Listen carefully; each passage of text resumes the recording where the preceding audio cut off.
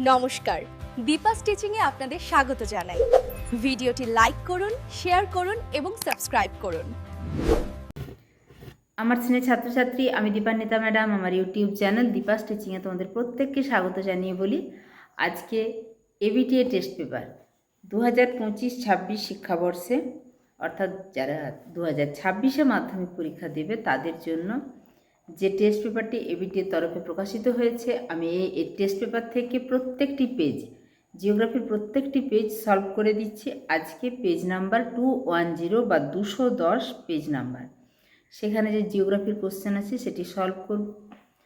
শুধু যে মাধ্যমিক যারা 2026-এর ক্যান্ডিডেট তাদের জন্য গুরুত্বপূর্ণ এরকম নয়, যেহেতু মাধ্যমিক লেভেল থেকেই যে কোনো কম্পিটিটিভ পরীক্ষার জন্য কোশ্চেন আসে, তাই সবার জন্য আজকের ক্লাসটি ভীষণ রকমভাবে গুরুত্বপূর্ণ হতে চলেছে। যারা চ্যানেলের নতুন তারা অবশ্যই চ্যানেলটা সাবস্ক্রাইব করে রেখো, তোমাদের যে কোনো জিওগ্রাফির ক্লাস বা শিক্ষামূলক আপডেট পাওয়ার জন্য। আর যেহেতু একটা গুরুত্বপূর্ণ ভিডিও, এতগুলো কোশ্চেন আলোচনা হবে, অবশ্যই একটা লাইক করো এবং বন্ধুদের মাঝেও শেয়ার করে দিও। এখন শুরু করছি। পেজ নাম্বার 210 বা 210 পেজের যে জিওগ্রাফি কোশ্চেনটি আছে সেটা সলভ করে দেবো।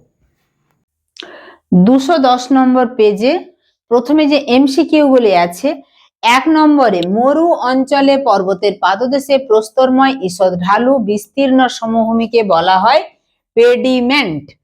চলে যাব 2-এর দাগে, সমষ্ণ রেখাগুলি পরস্পর সমান্তরাল ভাবে অবস্থান করে। উত্তর গোলার্ধে যেহেতু প্রচুর জলভাগ স্থলভাগ অর্থাৎ বৈচিত্র্যময় ভূপ্রকৃতি, তাই এই যে সমষ্ণ রেখা অর্থাৎ সমান উষ্ণতা বিশিষ্ট রেখাগুলো কিন্তু পরস্পরের সমান্তরালে থাকে না। থাকে কোথায়? দক্ষিণ গোলার্ধে যেহেতু জলভাগ বেশি, তাই সমষ্ণ রেখাগুলি সমান্তরালে অবস্থান করে দক্ষিণ গোলার্ধে। নিম্নে স্থানীয় বায়ুর মধ্যে শীতল বায়ু নয়, কোনটি শীতল বায়ু নয়? ঘ সঠিক উত্তর, খামসিন শীতল বায়ু নয়, খামসিন উষ্ণ বায়ু, বোর আপম্পের ও মিস্ট্রাল শীতল বায়ু। এরপরে চলে যাব 4-এর দাগে, পরিবেশ বান্ধব বর্জ্য। পরিবেশ বান্ধব বর্জ্যটি হলো সুতির ন্যাকড়া, কয়ের দাগে সঠিক উত্তর। এরপরে যাব 5-এ, পৃথিবীকে পরিক্রমণের সময় পৃথিবী ও চাঁদের দূরবর্তী অবস্থানটিকে বলে অ্যাপোজি অবস্থান, এখানে সঠিক উত্তর ক। সমুদ্র বায়ুর বেগ বৃদ্ধি পায় কখন? সমুদ্র বায়ুর বেগ বৃদ্ধি পায় সন্ধ্যাবেলা। চলে যাব 7-এর দাগে, মেরু জ্যোতি দেখা যায়। মেরু জ্যোতি দেখা যায় আয়নোস্ফিয়ারে, সঠিক উত্তর খ। বড় দানাযুক্ত মৌচাকের মতো মৃত্তিকা হলো ল্যাটেরাইট মাটি। ভেষজ উদ্ভিদের উদাহরণ, কয়ের দাগে সঠিক উত্তর সিংকোনা, ভেষজ উদ্ভিদের উদাহরণ। 10-এ, ভারতে প্রথম জনগণনা শুরু হয়। ভারতে প্রথম জনগণনা শুরু হয় 1872 সালে। ভারতের বেসরকারি লৌহ ইস্পাত কারখানা, বেসরকারি লৌহ ইস্পাত কারখানা হলো জামশেদপুর। অপশনগুলো তোমরা দেখতেই পাচ্ছ, আমি সবগুলো অপশন পড়ছি না। রৌরকেল্লা, বোকারো, দুর্গাপুর, জামশেদপুরের মধ্যে জামশেদপুর। 12, ভারতের প্রথম মেট্রো রেল চালু হয় যে শহরে? প্রথম মেট্রো রেল চালু হয় কলকাতা শহরে।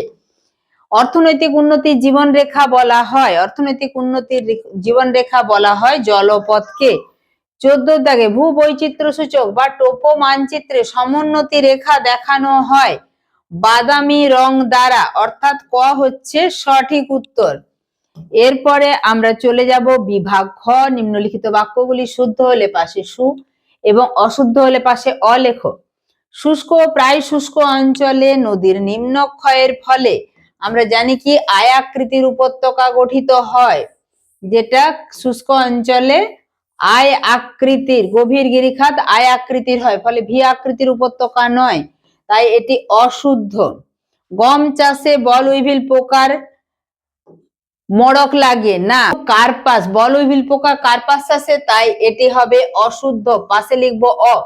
বৈপরীত্য উত্তাপে পার্বত্য উপত্যকায় নিম্নমুখী বায়ুকে বলে ক্যাটাবেটিক বায়ু, হ্যাঁ এটি শুদ্ধ।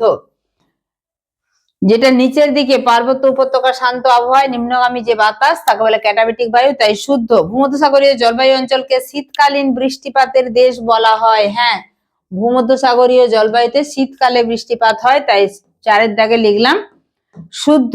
5-এ, পৃথিবীর কৃত্রিম উপগ্রহ, প্রথম কৃত্রিম উপগ্রহ আর্যভট্ট, এটা আর্যভট্ট হচ্ছে ভারতের প্রথম কৃত্রিম উপগ্রহ, তাই অশুদ্ধ।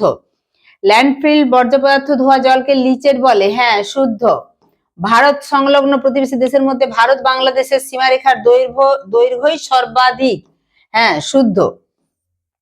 এরপরে চলে যাব উপযুক্ত শব্দ বসিয়ে শূন্য স্থান পূরণ করো। এখানে আবহবিকার পুঞ্জিত ক্ষয় ক্ষয়ীভবনের ফলে নিচের শিলাস্তর উন্মুক্ত হওয়াকে কি বলে? নিচের শিলাস্তর উন্মুক্ত হওয়াকে বলে নগ্নীভবন। নগ্নীভবন। ঊর্ধ্ব ট্রপোস্ফিয়ারে পশ্চিম থেকে পূর্বে প্রবাহিত দ্রুতগতি সম্পন্ন সর্পিলাকার বায়ুকে বলে জেট বায়ু। ভার্মি কম্পোস্ট সার তৈরিতে প্রধান ভূমিকা থাকে কেঁচোর। চলে যাব পরের দাগে 4 বৃষ্টির ছায় অঞ্চল দেখা যায় পর্বতের কোন ঢালে? পর্বতের অনুবাত ঢালে না প্রতিবাত ঢালে? এখানে বৃষ্টির ছায় অঞ্চল, ধরো এদিক থেকে বাতাস যাচ্ছে, এইদিকে বৃষ্টিপাত ঘটাচ্ছে, এটা হচ্ছে প্রতিবাত ঢাল, এদিকে বৃষ্টি হয়। অনুবাত ঢালে বৃষ্টি হয় না, সেটাকে বৃষ্টির ছায় অঞ্চল বলে, তাই এখানে সঠিক উত্তর হবে অনুবাত ঢালে। ড্যাশ হলো একটি বন্দর ভিত্তিক লৌহ ইস্পাত কারখানা? বিশাখাপত্তনম হলো একটি বন্দর ভিত্তিক লৌহ ইস্পাত কারখানা। বিশাখাপত্তনম। যেসব নির্দিষ্ট কোম্পানি বা সংস্থার জাহাজ সমুদ্রে চলাচল করে তাদের বলে শিপিং লাইন, আর যে রাস্তা বরাবর চলে সেটা হচ্ছে শিপিং লেন। কৃত্রিম উপগ্রহের সোজাসুজি নিচে ভূপৃষ্ঠে অবস্থিত বিন্দুকে কি বলে? বিন্দুকে বলে sub satellite point. Sub satellite point বা নাদির বিন্দু বলে। নাদির বিন্দু বাংলাতেও লিখতে পারো, ইংলিশেও লিখতে পারো। এরপরে চলে যাব একটি বা দুটি শব্দে উত্তর দাও। যে কোনো 6টি নদীর গতিবেগ দ্বিগুণ বৃদ্ধি পেলে তার বহন ক্ষমতা কত গুণ বৃদ্ধি পায়? তার বহন ক্ষমতা বৃদ্ধি পায় 2 টু দি পাওয়ার 6 বা 64 গুণ। একে সুষ্ঠুঘাতের সূত্র বলে।